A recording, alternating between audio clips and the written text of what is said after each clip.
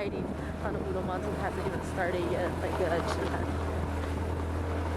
Now, the temperature is very foggy up here. You can't even see the other mountains.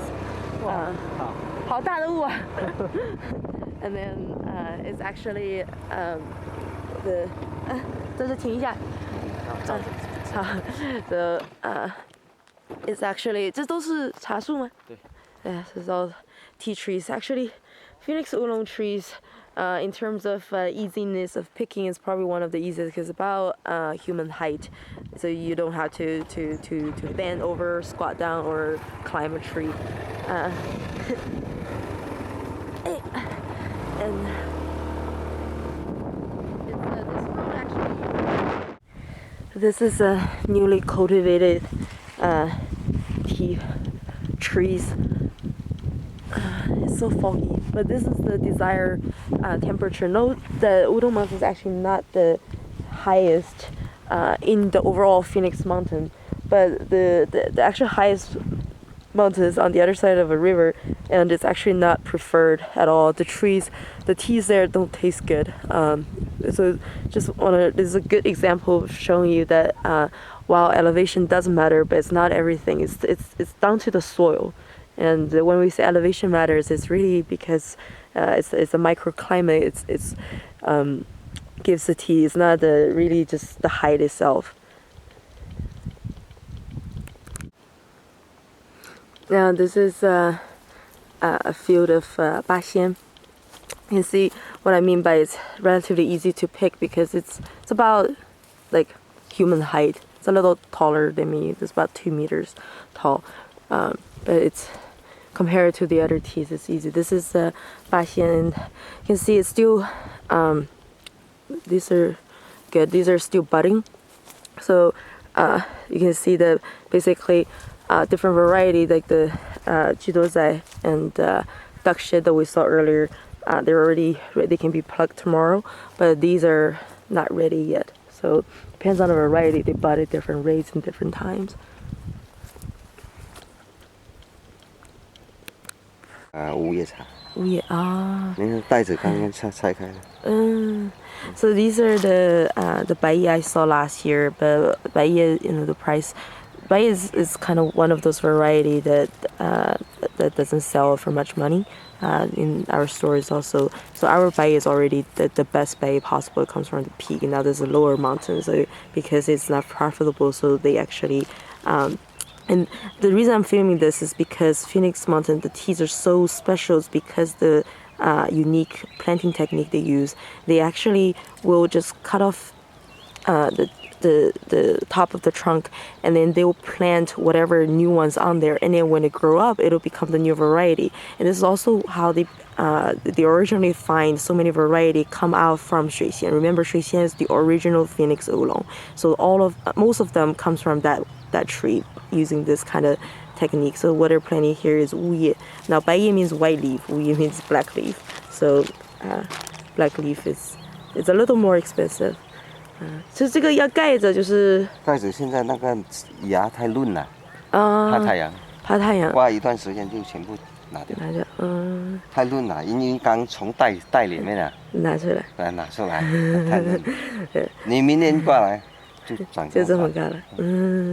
So all the saplings, because they're tender and young, it's afraid of the sunlight, so they had to use these straws to shield it from the sunlight. He was gesturing that next year when I come back, it's gonna be like this tall. It's quite exciting to see all these trees grow every year.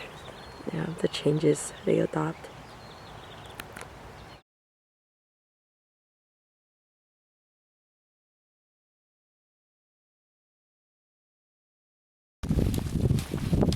So it's a good thing that we came up to check today because some of the teas are actually ready to be picked. So we're gonna do some plucking today, see how fast they go. Now remember, for Oolong tree teas, what we want are only leaves. So we're waiting for the leaf to open up. It's very tricky, so because you can't let the leaf grow old, but what you want is the leaves. I'll show you here.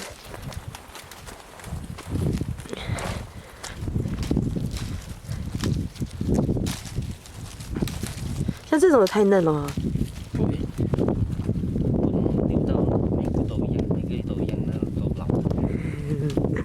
So we also have to pick and choose because sometimes if you wait, even though it's not ready today, but if you wait for tomorrow, it's too old. So if you want it a little too tender or too old, it's a decision that every farmer has to make case by case. Such a nice day today. So today we're up here again to pick yashi, duck shit. Yesterday what we were doing was the 水仙.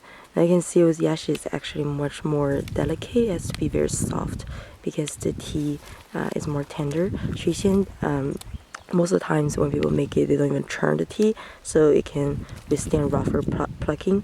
But for yashi, it has to be very delicate because if your moon is too big, it's the equivalent of churning it unnecessarily.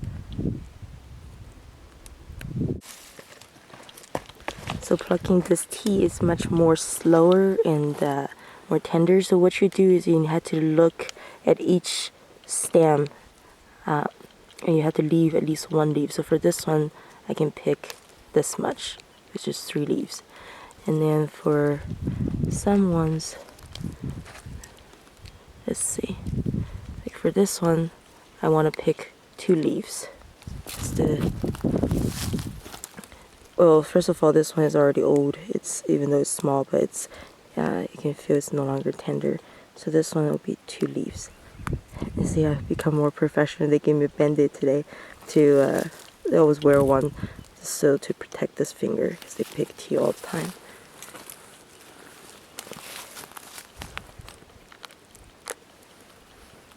So like this one, I can do this. There's this one too.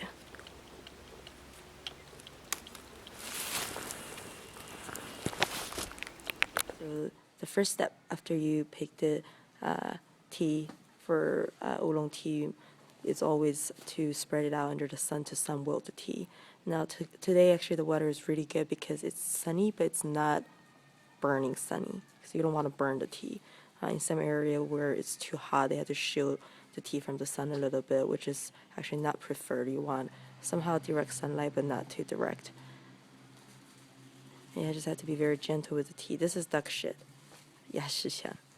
And then it really depends on so many factors contribute to how long you have to wilt the tea for.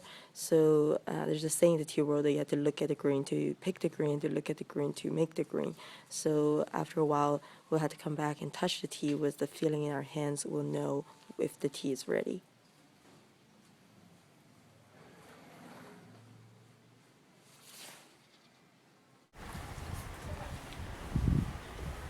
So now the tea is ready. They still need to put it inside and continue wilting the tea, but the sun wilting step is ready. Basically, it depends on who you ask, but it's the same concept. They say it either becomes very soft or the shine has gone. And some also say it'll be a little slippery to the touch. But afterwards, when you churn the tea, it'll start to harden again.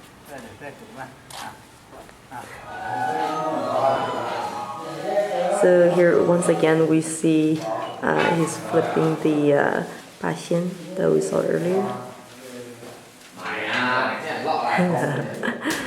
We drank a little bit, and he was saying that after a little beer, actually the tea making becomes even smoother. It's actually a little better.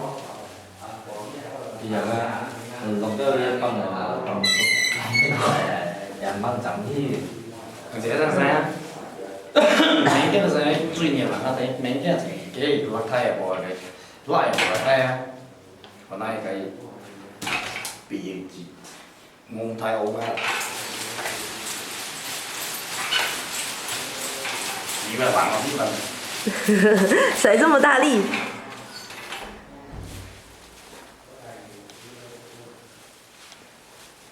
So this is a hand mimicking the step where you churn the tea using a machine.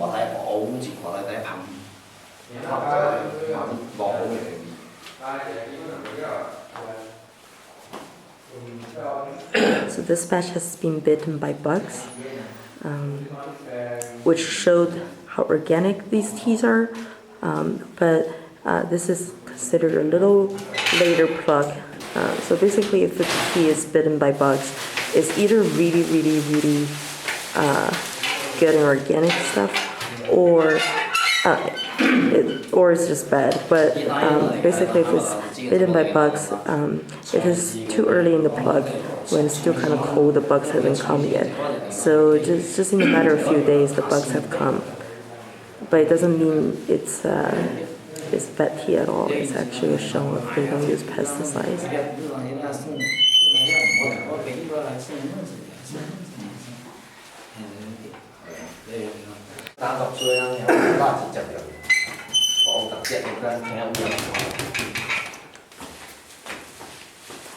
I'll get you a closer look at how to churn the tea.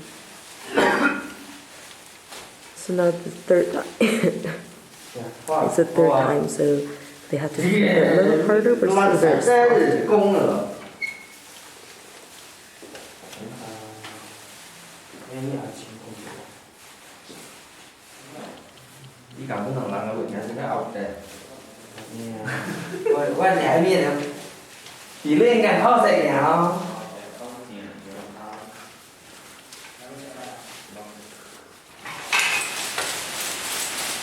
See how the tea moves.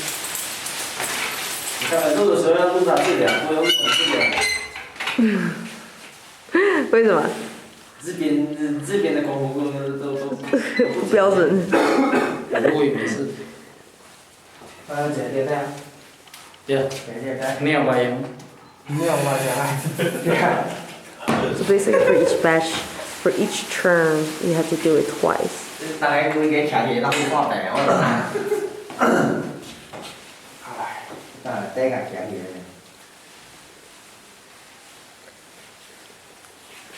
Now the donut hole in the middle. Not so much a dip, but a little bit. So now it's the next morning. The tea has been fermented for overnight.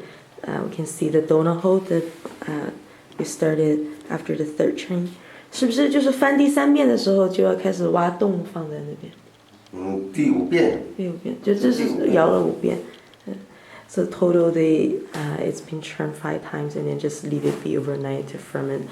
There was a cloth on top of it just to cover so it doesn't dry out, also to prevent bugs falling down here because there are tons of bugs here.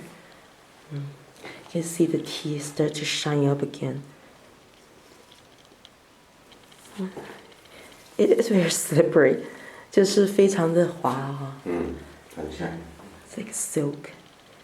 It's the smell has changed. I wish you can smell it. There's like before there's this very almost pungent, refreshing smell when the tea leaves were young, like when they were churning the tea, the aroma started to emitting.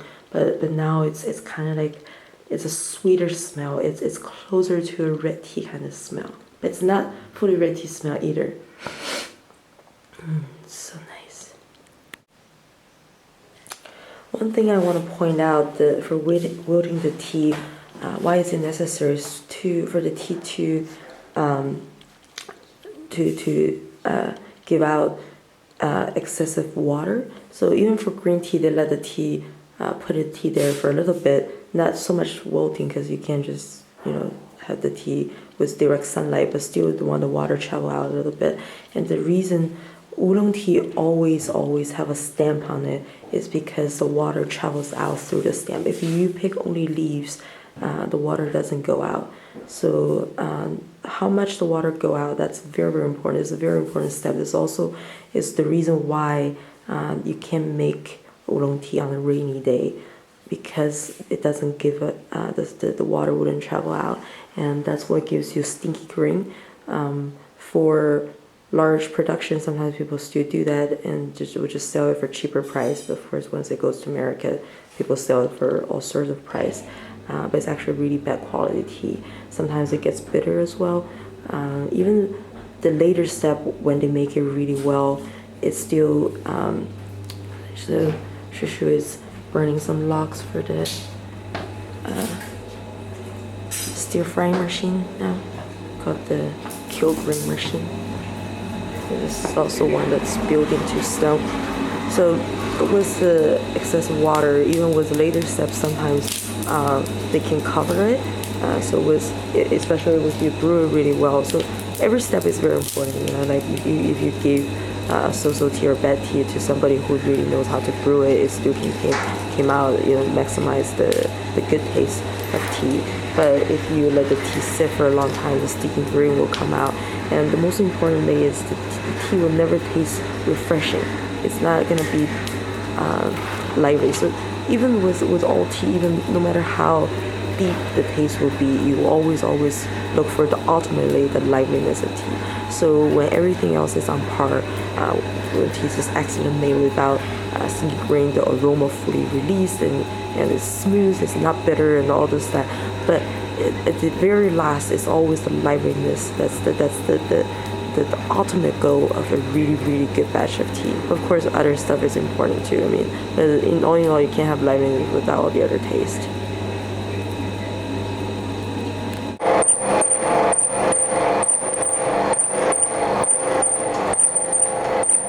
So yes, you are loosening, getting it ready for baking.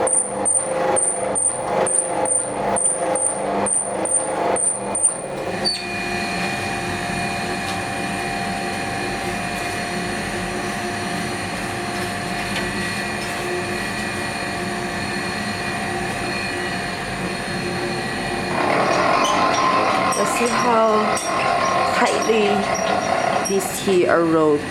As a rule of thumb, it's very, very sticky now. You want the stickiness. The better the tea is, always the stickier it is.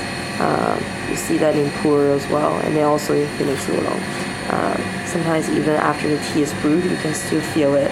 That means there's a lot more in the tea, whatever substance that you're actually tasting the tea, there's more of that. So usually, as a rule of thumb, the tighter the tea leaves are, the smaller the strings are. Not like in length, but in its diameter, I guess you can call it. The better it is, means the tea leaves are much more tender. But of course, every variety is different, so that's why I say just as a general rule, it's not always applies. But if you know the variety, to compare variety, same variety, then of course the tighter it is, the better it is.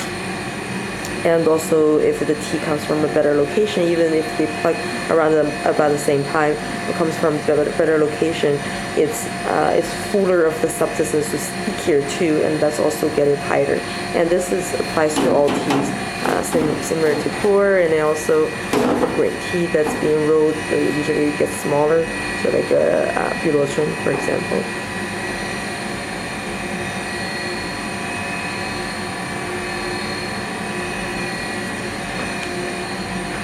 And good tea always have this shine. See how shiny these teas are.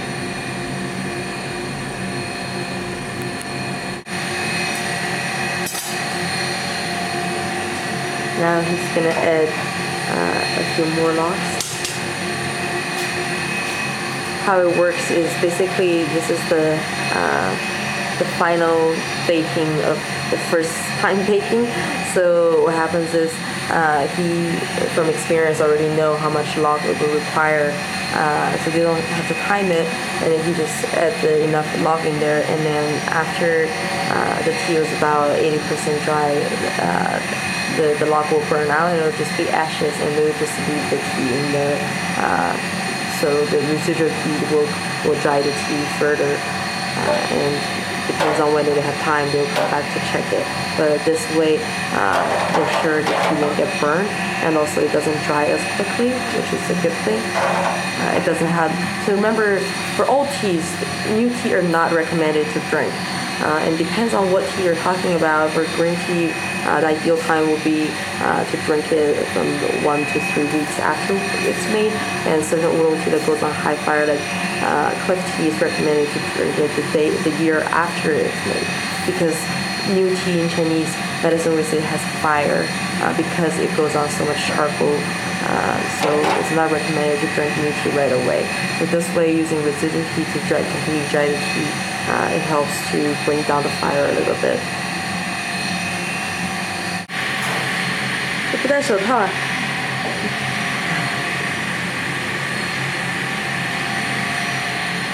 It's very hot, so you have to wear gloves.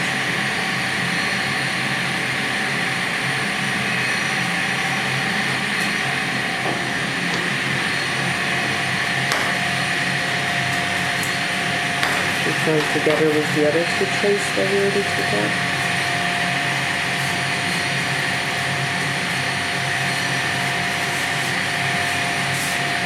Because the tea is really sticky, so after it's baked, when it first come out, it's actually clustered. It's kind of like a hash brown kind of feeling to it.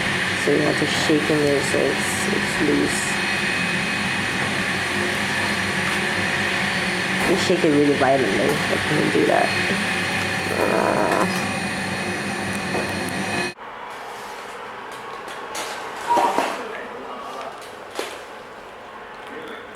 See, this is the reason where Kung Fu tea first originated.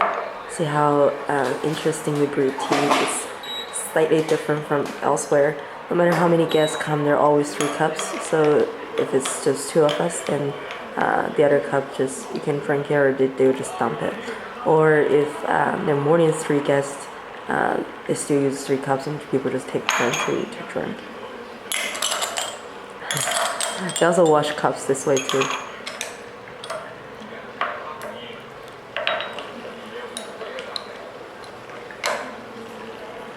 And the cups together forms the shape of 3 mouths, which in Chinese means taste.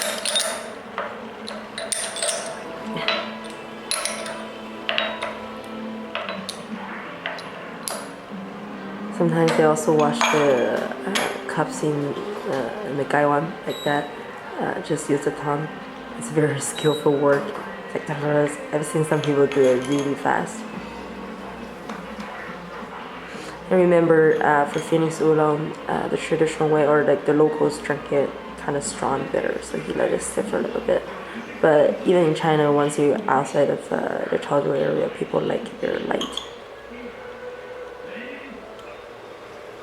Many people, because it's so floral and sweet, many people don't even realize that, like when they come here and they taste the bitter one, they don't even realize it's the same tea. And what we're having is that yaxia. So they all start early. 是什么茶？知道。知道嘅，知多仔，你係打。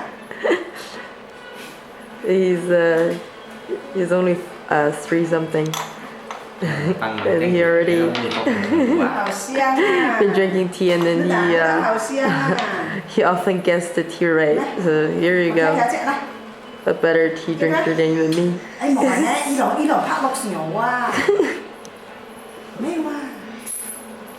Chắc đấy.